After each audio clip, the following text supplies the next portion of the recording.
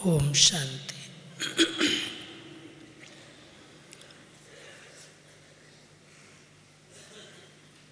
हम सभी बाबा के बेहद घर में विशेष संगम युग का महान पर्व शिवरात्रि मनाने के लिए आए हैं। ये महाशिवरात्रि का पर्व जिसको बाबा कहते हैं बच्चे सबसे श्रेष्ठ हीरे तुल्य जयंती है। इस त्रिमूर्ति शिव जयंती से ही शिव बाबा का अवतरण हुआ और सतयुगी दुनिया का अवतरण, आप ब्राह्मण बच्चों का अवतरण, अनेक प्रकार की जयंती बाबा की जयंती के साथ साथ होती है। हम सभी विशेष इस त्यौहार को, इस पर्व को बेहद सेवाओं के साथ बहुत अच्छे उमंग उत्साह से मनाते हैं। अभी भी पूरे भारतवर्ष में भिन्न भिन्न स्थानों पर अनेक कार्यक्रम आयोजित किए जा रहे हैं। कहीं पर प्रभात फेरियां निकल रही हैं, झंडे लहराए जा रहे हैं शिव बाबा के, शिव के मंदिरों में प्रदर्शनी भी रखी गई हैं।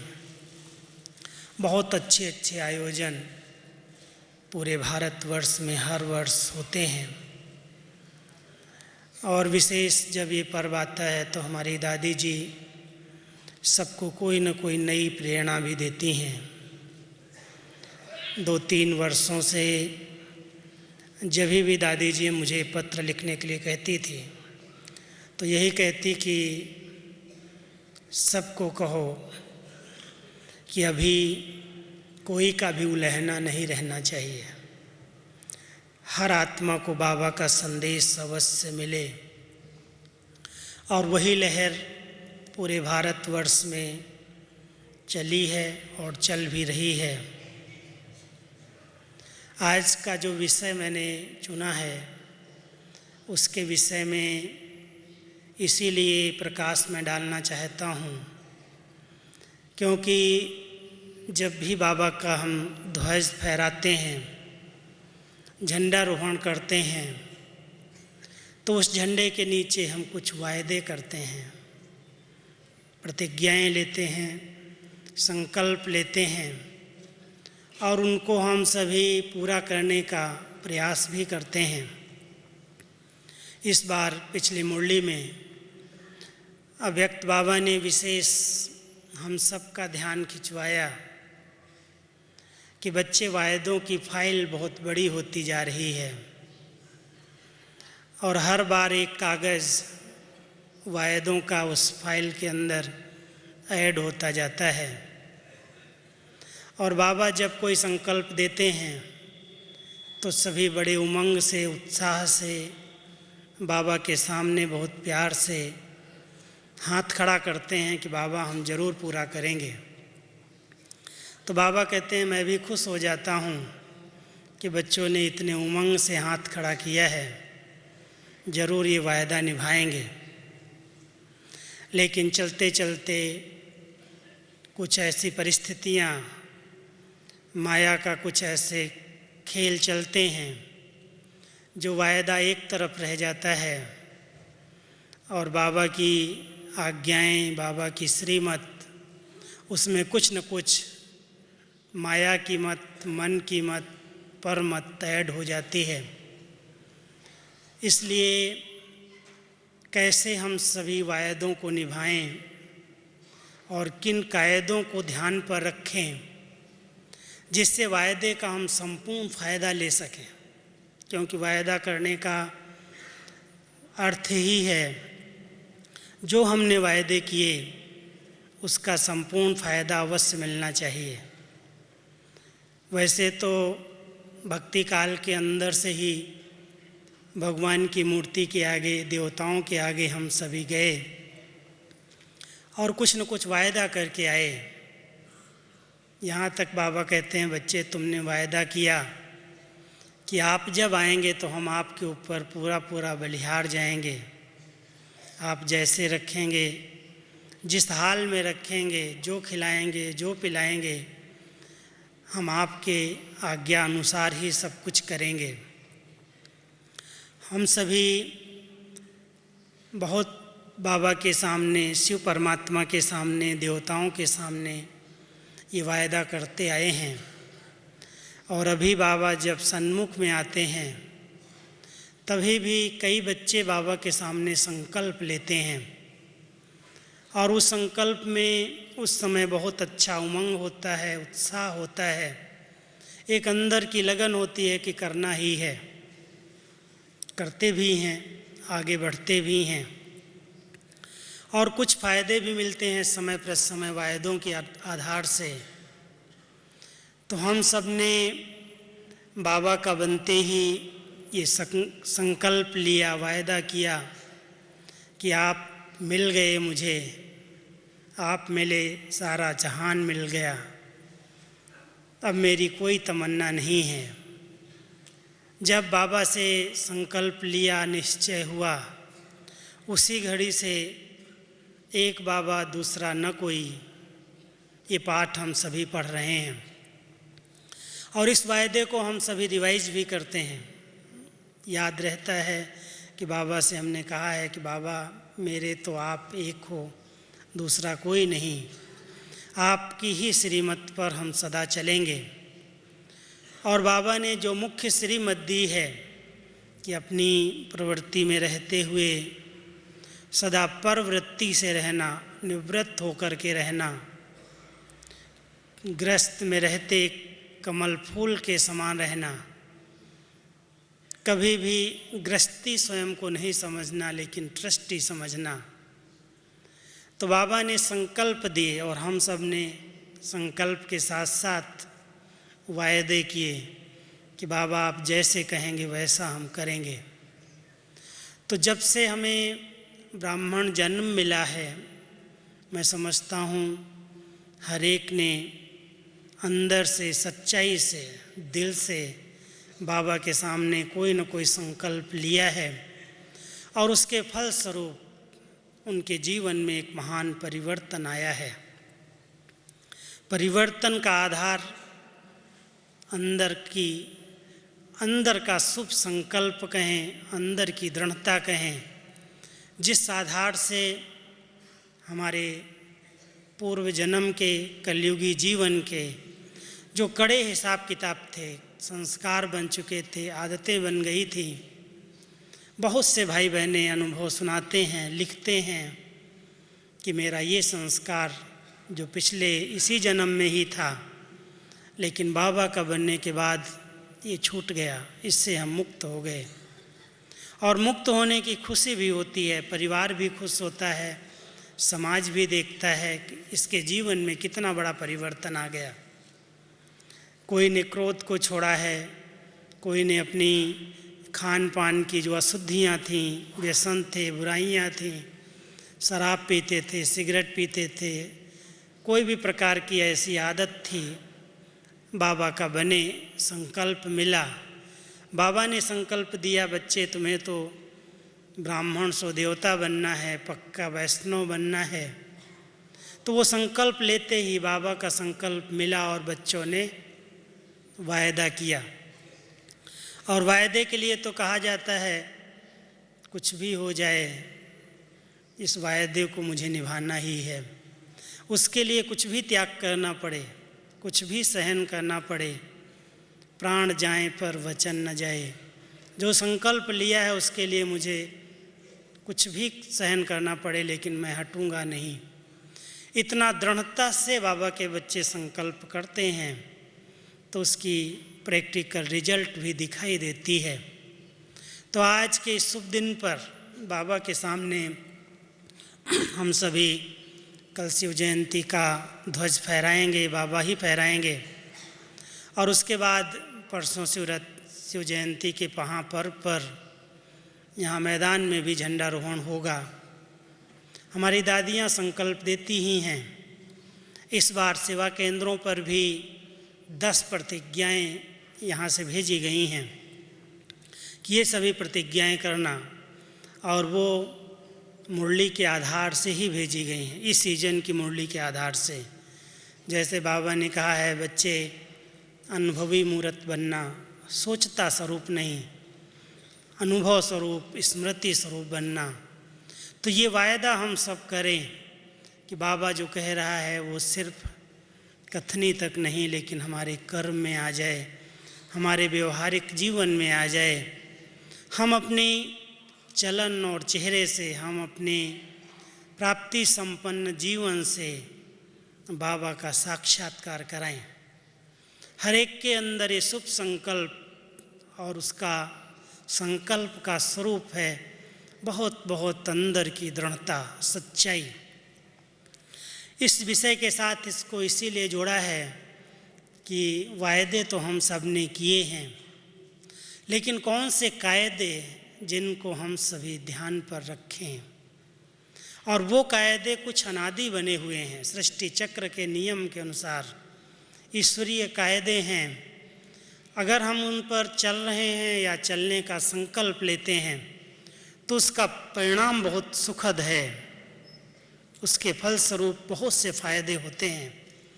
लेकिन अगर कोई ईश्वरीय कायदों को, ईश्वरीय विधान को संकल्प में भी उल्लंघन करता है तो सजा देने के लिए कोई धर्मराज हर संकल्प को चेक नहीं करता। बाबा कहता है, बच्चे मेरी यही ड्यूटी नहीं है कि मैं देखता रहूं कि आपने क्या संकल्प गलत किया, कौन सा काम गलत किया जो मैं उसकी सज़ा फिक्स करूं। ये अनादि ड्रामा निश्चित बना बनाया है, जो जैसा करता है उसको उसका रिटर्न उसी प्रमाण मिलता ही है। इसलिए कौन से ऐसे कायदे हैं संगम युग पर हम सभी ब्राह्मण बच्चों को बहुत ध्यान पर रखने हैं, जिनसे हर पल हमारी प्रगति होती रहे। नहीं तो वायदा किया, कायदों का उल्लंघन हो गया तो संपूर्ण फायदा नहीं ले सकते हैं। तो कायदे कौन कौन से हैं, कुछ कायदे मैं आपके सामने रखता हूँ। आप सभी ने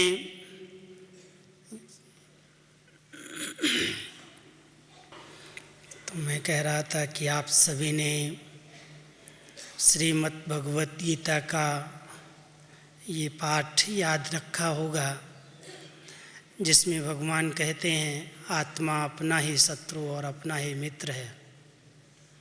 एक बहुत नियम, पक्का कायदा इस ईश्वरीय विधान में, ड्रामा में बना हुआ है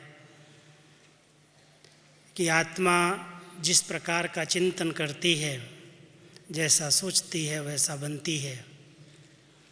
अगर वो अच्छे विचारधाराओं में रहती है, सकारात्मक चिंतन करती है, अच्छे कर्म करती है, सम्मानजनक बोल बोलती है, तो उसके द्वारा हर आत्मा के सबसे सम्मान प्राप्त होता है।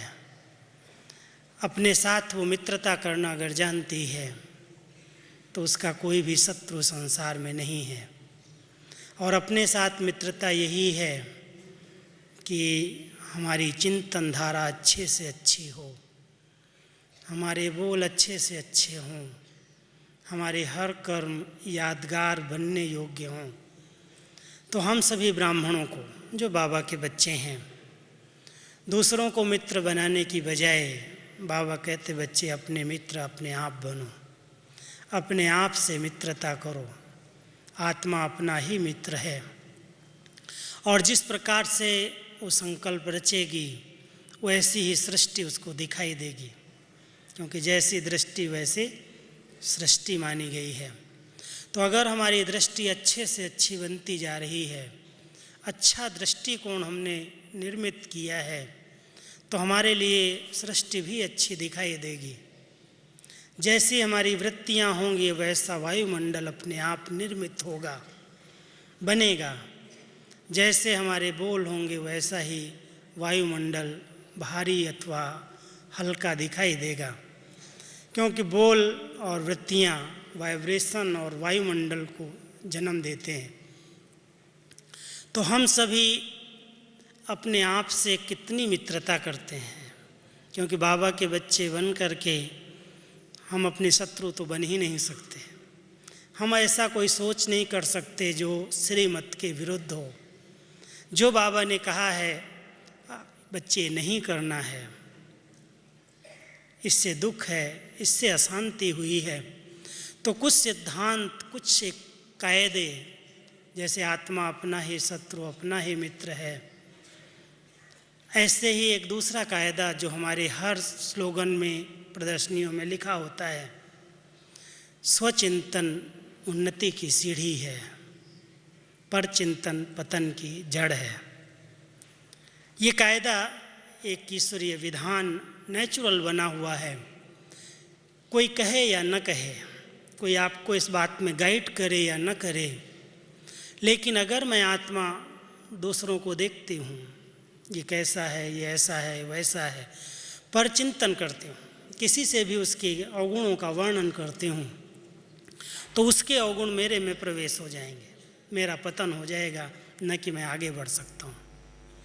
एक विधान बना हुआ, इसलिए परचिंतन करने वाली आत्मा कभी भी प्रगति का अनुभव नहीं कर सकती, सदा उसका पतन ही होता है। और जो स्वचिंतन करता, अच्छे से अच्छा चिंतन करता है, शुभ चिंतन करता है, उसकी सदा प्रगति है। कोई कहे या न कहे, अच्छी चिंतन धारा, अच्छी स्वचिंतन करने वाली आत्मा उन्नति के शिखर को छू लेती है।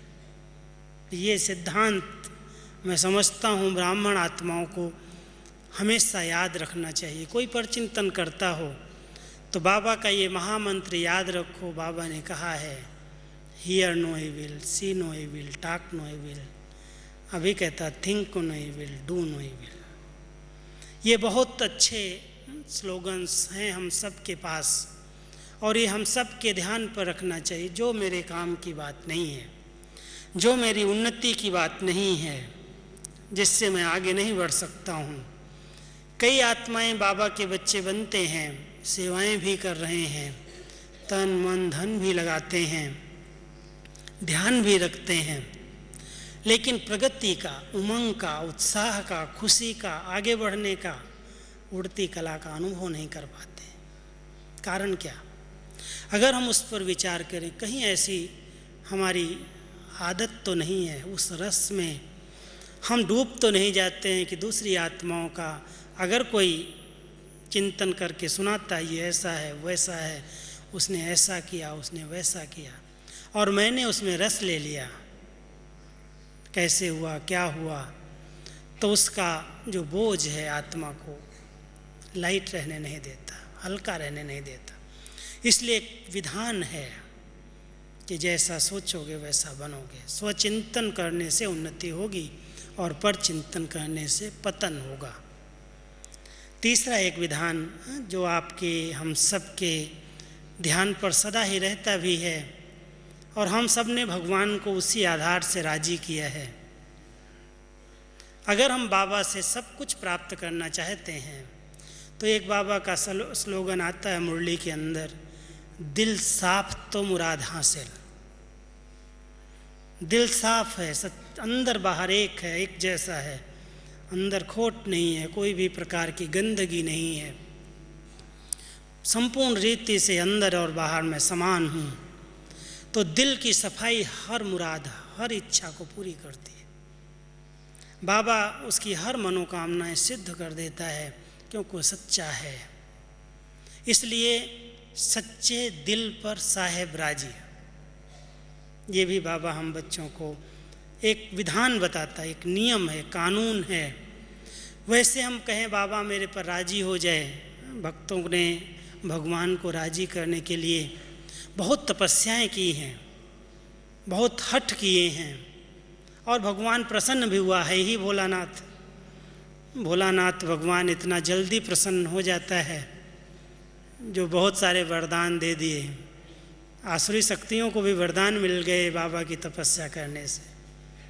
लेकिन संगम युग पर सच्चे दिल से जिन्होंने बाबा कहा है, जिनके दिल में बाबा बसता है, जो बाबा को ही दिल का समाचार देते हैं, सुनाते हैं, सच्चे हैं, बहुत भोले हैं, बुद्धि वाले नहीं, दिमाग वाले नहीं, बहुत तेज़ दिमाग नहीं, तेज़ दिमाग की निशानियाँ तो बाबा ने कई बार सुनाई हैं।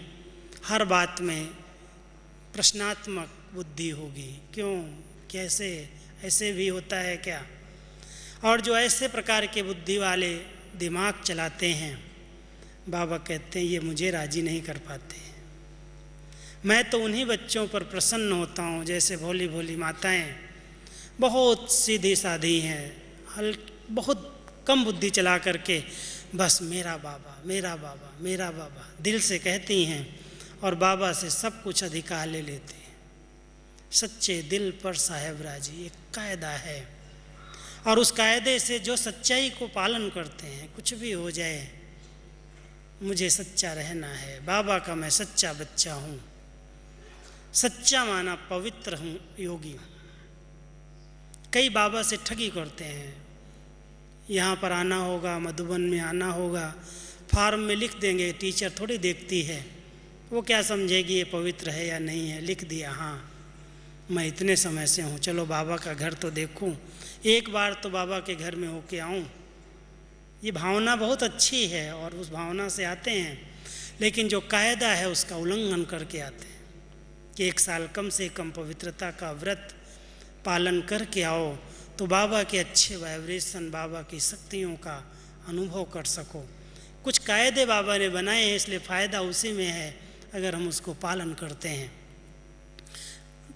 चला लेने के लिए अगर कोई कह दे हाँ ठीक है, कौन है, अभी तो सब आने लगे हैं बाबा के घर में, ज्ञानी भी आते हैं, अज्ञानी भी आते हैं, लेकिन अगर मैं सच्चा हूँ बाबा के साथ तो अच्छे अनुभव कर सकता हूँ। और ये नियम, ये कायदा जो बाबा ने हम सबको पक्का कराया है कि पवित्रता सुख और शांति की जननी है।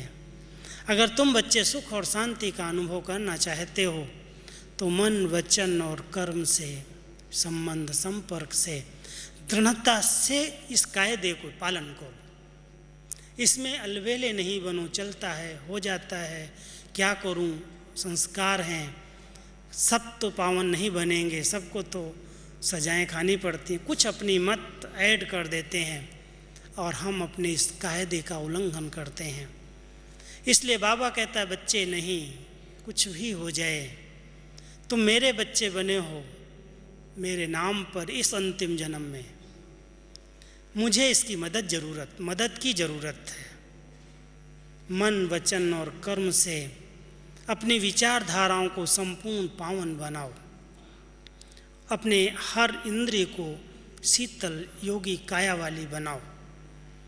इतना अच्छी धारणाएं आपके जीवन के अंदर हों, क्योंकि पवित्रता ही इस ब्राह्मण जीवन की सबसे ऊंची धारणा है, सबसे श्रेष्ठ पर्सनैलिटी है। ये एक बहुत बड़ा इस विद्यालय का कायदा है। अगर इस कायदे को कोई उल्लंघन करता है तो उस ब्राह्मण जीवन का सुखद अनुभव नहीं कर सकता। भले वो आए, रोज़ मुरली सुन ले, सहयोगी भी बन जाए, कोई पैसा दे कर के भी बाबा के या बच्चों के किसी के दिल को जीतना चाहे कि चलो हम धन से तो सहयोग करके नज़दीक चले जाएं, आते भी हैं, कई ऐसे आ जाते हैं जो धन से, तन से अच्छा सहयोग करते हैं, बाबा के परिवार के समीप आ जाते हैं, लेकिन आंतरिक सुख का अनुभव नहीं कर पाते। जो ईश्वरीय सुख है, मिलन का सुख है, प्रभु मिलन का सुख है, उससे वे वंचित रहते हैं। इसलिए इस कायदे में हम कभी भी अलबेले न बने।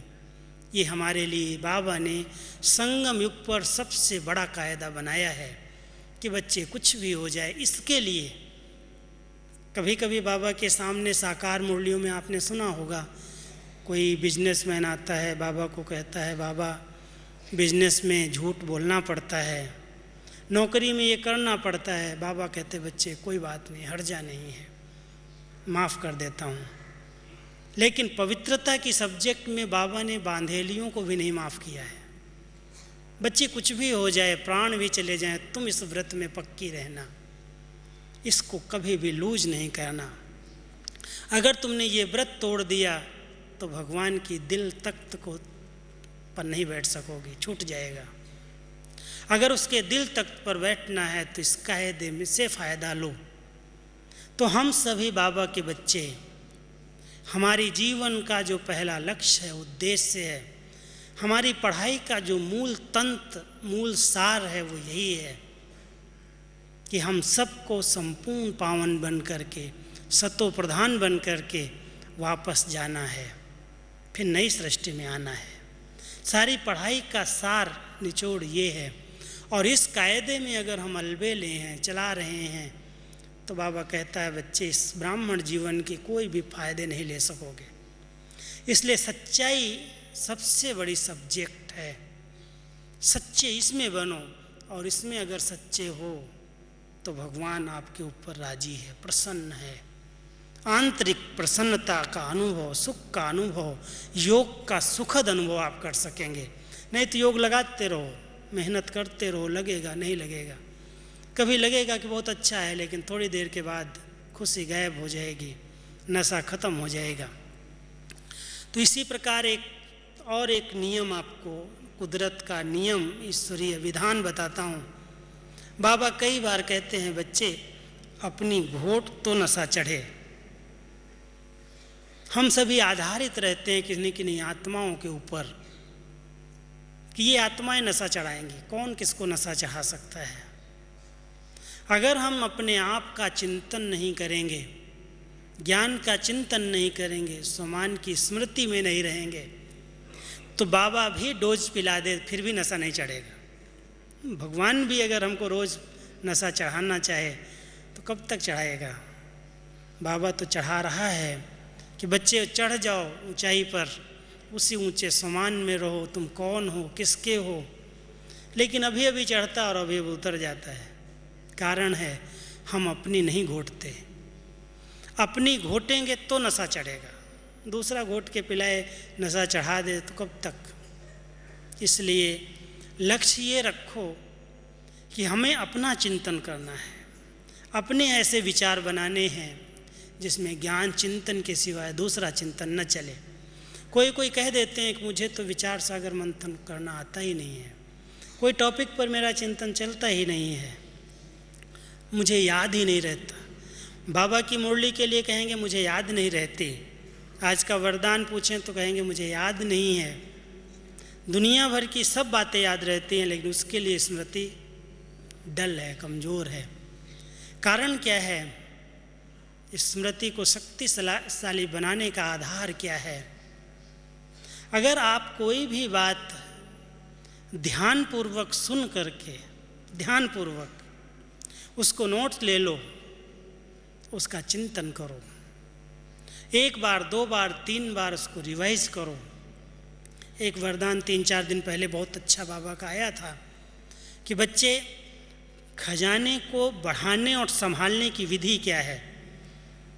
बढ़ाने की विधि है दूसरों को दान करो, दो, और संभालने की विधि है उसको बार बार चेक करो,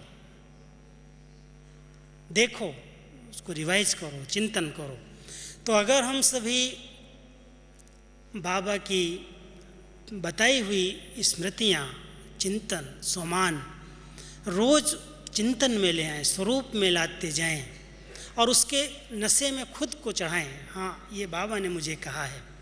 कई बार मुरली चलती है, सुनते हैं, सोचते हैं ये फलाने के लिए कहा है, ये उसके लिए कहा है, ये पॉइंट उसके लिए बहुत अच्छे है, लेकिन मेरे लिए कह रहा है बाबा, मैं हे अर्जुन हूँ, मुझे अर्जुन बन करके सुनना है, मुझे नंबर 1 जाना है। अगर ये स्मृति रहती है तो हम बाबा के महावाक्यों को उसी आधार से सुनते हैं और उसका वैसा ही चिंतन करके उस नशे में रहते हैं कि भगवान मुझे किस नज़र से देख रहा है। एक एक बाबा का बच्चा, चाहे वो बड़ा छोटा है, सेवाधारी, कोई भी प्रकार से ज्ञानी, पुराना है या नया है, बाबा तो कहता है कि मेरा वो मणके का लास्ट दाना भी है, वो भी कोटों में कोई है, कोई में कोई है। इतनी महानता की नज़र से देखता है। इसलिए हम अपने उस ऊंचे सम्मान में स्थित रहना सीखें कि भगवान की नज़र मेरे ऊपर पड़ी है, उसने मुझे चुना है, उसने मुझे अपना कहा है, उसकी आज्ञाओं पर मुझे चल कर दिखाना है, कुछ भी हो जाए, तब हम इसका संपूर्ण लाभ ले सकेंगे।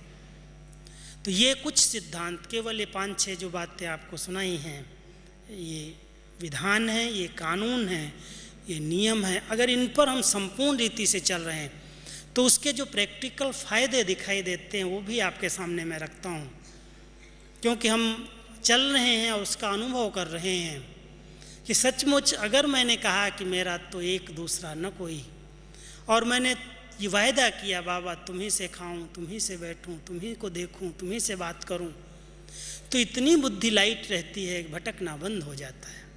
जो हम कहते हैं क्या करूं, योग नहीं लगता है, बुद्धि भटकती है, इधर उधर के विचार आते हैं, व्यर्थ संकल्प चलते हैं, सब पर विजय हमारी हो सकती है अगर हमारा संपूर्ण अंदर से है कि मेरा तो एक दूसरा न कोई, मुझे तो मिल गया जो मिलना था, मैंने जो पाना था वो पा लिया।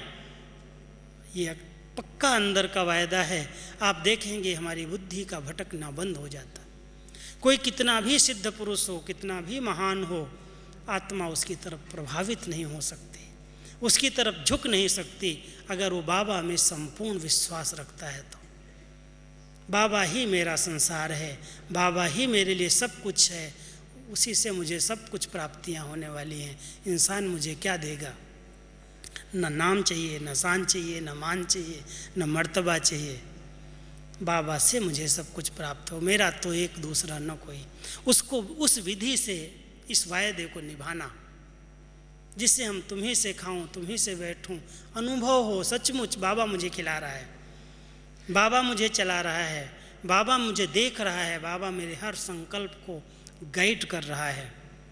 इतनी बुद्धि हमारी साफ स्वच्छ हो, क्लीन और क्लियर हो, जो बाबा की जो टचिंग हो मुझे कैच हो, मैं उसी प्रमाण अपने कदम उठाऊं, न धोखा मिलेगा न दुख होगा। ये दुख और धोखे की दुनिया है। अगर हम सभी दुख और धोखे से बचना चाहते हैं तो उसके लिए अपनी बुद्धि को बहुत स्वच्छ बनाना होगा, और वो स्वच्छ बुद्धि को बाबा गाइड करेगा, बाबा टच करेगा, बाबा प्रेरणाएं देगा कि आपको क्या करना है और क्या नहीं करना है। लेकिन करके देखो, जहाँ स्वच्छता है वहाँ बाबा की टचिंग है। ये नियम है, कायदा है, इससे संपूर्ण फायदा लो। क्योंकि कलयुग के संसार में हर पल हर सेकंड में कोई न कोई परीक्षा आती ही है, लेकिन परीक्षाएं हमारी प्रतिज्ञा को समाप्त न कर दें, परिवर्तन न कर दें। जो आज बाबा के वरदान में था कि प्रतिज्ञाएं करते हो लेकिन कोई परीक्षा आती है तो भूल जाते हो, इसलिए प्रतिज्ञा करो लेकिन परीक्षाएं हमारी प्रतिज्ञा को भुला न दें। और प्रतिज्ञा हमारी यही है कि मैं बाबा की निरंतर याद में रहूं, मन मना भव, मन मेरा बाबा में टिका रहे और कोई भी व्यक्ति याद ना आए। ये प्रतिज्ञा है, ये वायदा है। तो ऐसा अगर हम वायदा करते हैं तो उसका हमें फ़ायदा मिलता है कि बाबा कहता, बच्चे, जिन बच्चों ने हिम्मत से वायदा किया, संकल्प में दृढ़ता रखी, सच्चाई है, बाबा उसका रिटर्न एक का कई गुना देता है मदद। एक संकल्प बच्चे का और 1000 गुना मदद बाबा की। लेकिन वो वायदा सच्चे दिल का हो, संकल्प सच्चे दिल का हो, तो बाबा की मदद का हर पल अनुभव होता है, साथ का अनुभव होता है। दूसरा, बहुत हल्केपन का अनुभव होता है, कोई भी प्रकार का बोझ बुद्धि पर रहता ही नहीं है। कितने भी कार्य हों, कितनी भी जवाबदारियां हों, कितने भी बंधन हों, कितने भी बड़े पेपर हों, लेकिन अगर बाबा की दुआएं हमारे साथ हैं और मैंने वायदे पर अपने संकल्प उठाए हैं, किया है कर्म, तो बाबा उस बच्चे को डबल लाइट बना देता है, बोझ का अनुभव ही नहीं होता। अगर कोई बोझ आता भी है तो बाबा को दे देता, सौंप देता है, बाबा तुम जानो, ये तेरा है, मेरा नहीं है। अब बाबा कहता, बच्चे मैं तो वायदा निभाता हूँ कि बच्चे तुम अपना बोझ दे दो, मैं संभालूंगा, तुम हल्के हो जाओ। लेकिन बच्चे खुद ही बोझ उठा लेते हैं, कहते हैं मैं क्या करूं बाबा, ये है, ये है, ये है, बहुत सारी बातें हमारे बुद्धि में रहती हैं। तो मैं ये कहूँगा कि आप सभी ऐसे महान पर आए हो, भगवान जिस पर राजी है वही तो आए हैं यहाँ पर, नहीं तो क्यों आते। वो राजी हुआ है तो अपने पास बुलाया है, अपनी नज़रों में समाया है और अपनी छत्र छाया की अनुभूति करा रहा है, राजी हुआ है।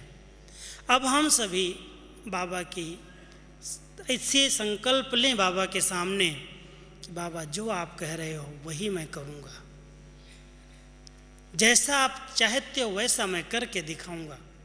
और बाबा यही चाहता है कि एक मेरा बच्चा अब मेरे समान बन जाए,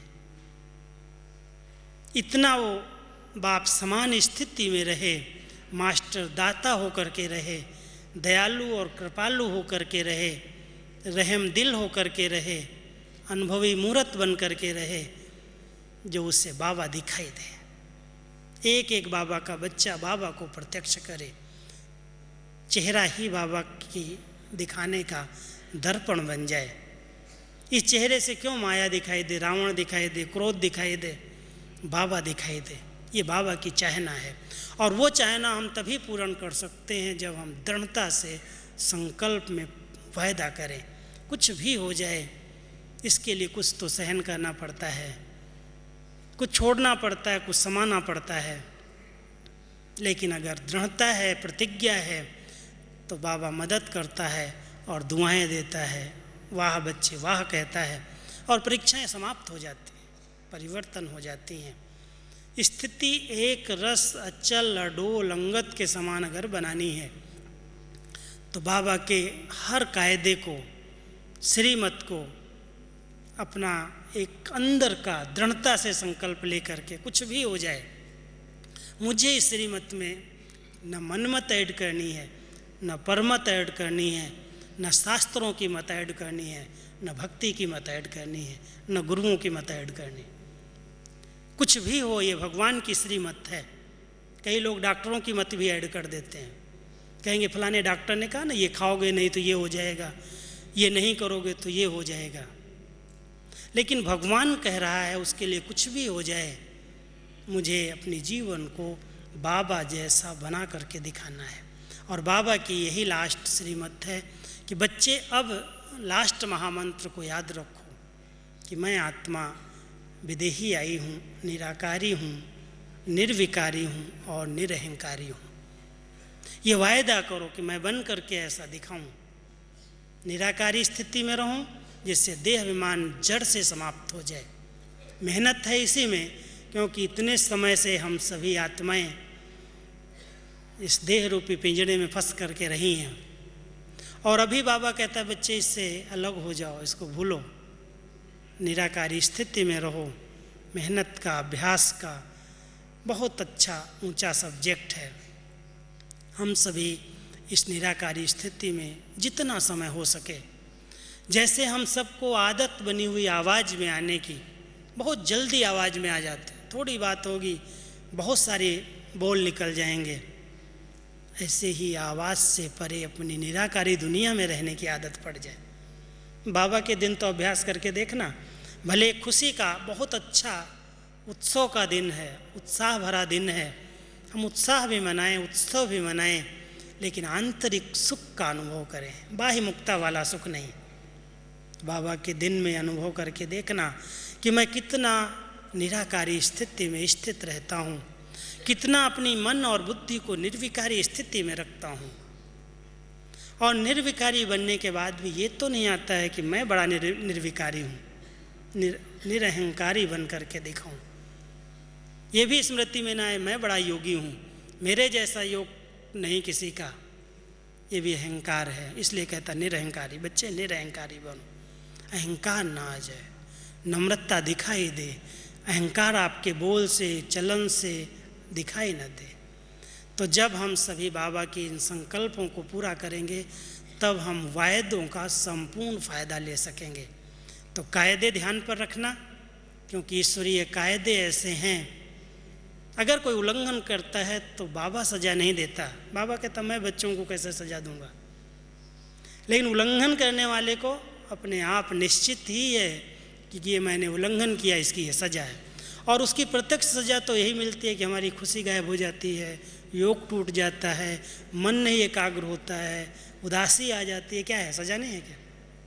लेकिन वो सज़ा हम उससे मुक्त हो जाएं, निरंतर खुशी का अनुभव हो, हल्केपन का अनुभव हो, दुआओं का अनुभव हो, प्रभु मिलन की अनुभूति उसमें समा जाएं। तो हम सभी अगर बाबा की श्रीमत का दृढ़ता से पालन करते हैं, जो वायदे किए हैं वो संपूर्ण निश्चय से पालन करते हैं, तो हमारे जीवन में हल्कापन अपने आप दिखाई देता है, योग बहुत सहज लग जाता है, सबके द्वारा दुआएं मिलती हैं, सबका सत्कार प्राप्त होता है, सम्मान मिलता है। तो हम सभी वायदों को निभाएं, कायदे पर चलें और उसका संपूर्ण फायदा लें। ओम शांति।